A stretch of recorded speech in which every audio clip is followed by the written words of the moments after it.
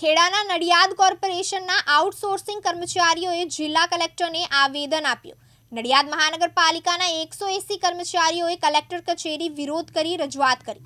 મહાનગરપાલિકા બન્યા કર્મચારીઓને એજન્સીમાં તકદીલ કરવાનું કૃત્ય ગેરકાયદેસર ગણાવ્યું। 2012માં નગરપાલિકા હતી તે સમયે અમુક જના કર્મચારીઓને કાયમી કર્યા હતા। તે કર્મચારીઓનો મહત્તમ પગાર ધોરણ ઓછું છે, તેમજ જે લોકો પાર્ટ ટાઈમ નોકરી કરતા હતા હવે તે તમામ પ્રક્રિયા સરકારની નિમાયેલી એજન્સી દ્વારા કરવામાં આવતા કર્મચારીઓમાં રોષ જોવા મળ્યો।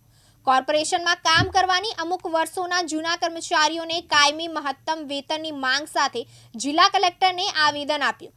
કોઈ એજન્સી હેઠળ કામ ન કરવામાં નારાજગી દર્શાવી। હાલમાં કોર્પોરેશન દ્વારા આઉટસોર્સિંગથી અલ્ટ્રા મોડ એજન્સી દ્વારા 11 માસના કરાર પર 400 સફાઈ કામદારો તેમજ અન્ય કાર્યો માટે ભરતી પ્રક્રિયાની જાહેરાત થઈ છે, જે બાબતોનો ઉગ્ર વિરોધ કર્મચારીઓ દ્વારા કરવામાં આવ્યો।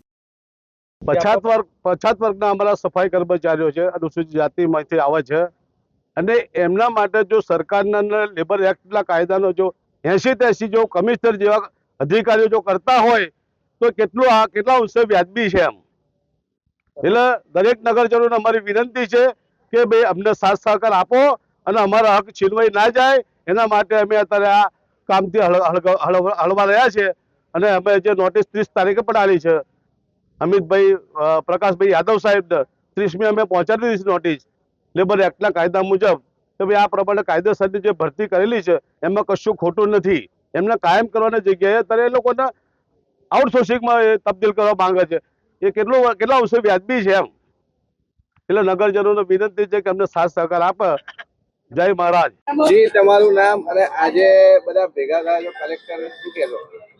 મારું નામ ગિરીશ જે સોલંકી છે। હું ખેડા જિલ્લા શ્રમિક સંઘ યુનિયનનો પ્રેસિડેન્ટ છું અને આજે પાર્ટ ટાઈમ ફૂલ ટાઈમ સફાઈ કામદારો, ડ્રાઈવરો અને વોટર વર્ક્સના કર્મચારીઓ ભેગા થયા છે, જેઓને નડિયાદ નગરપાલિકા હતી તે સમયમાં 2014માં એમની ઇન્ટરવ્યૂ લઈને ભરતી કરવામાં આવેલી, એટલે કે સીધી ભરતીના નિયમ મુજબ ભરતી કરેલી અને ત્યારથી આ તમામ કર્મચારીઓ આજ દિન સુધી સતત એકધારી નોકરી કરતા આવેલા છે। એટલે એમના વર્ષે 240 દિવસ પૂર્ણ થાય છે અને આ કર્મચારીઓને નામદાર સુપ્રીમ કોર્ટ અને હાઈકોર્ટના ચુકાદાઓ મુજબ કાયમી કરવા પડે તેવી પરિસ્થિતિ ઉપસ્થિત થાય છે, જેથી મહાનગરપાલિકાએ 1લી તારીખથી આ તમામ કર્મચારીઓને કોઈપણ જાતની ફેરફાર નોટિસ આપ્યા વિના એમની નોકરીની શરતોમાં ફેરફાર કરી આ તમામ કર્મચારીઓને કોન્ટ્રાક્ટ એજન્સીમાં તબદીલ કરેલા છે, જેનો અમે આજરોજ વિરોધ કરીએ છીએ।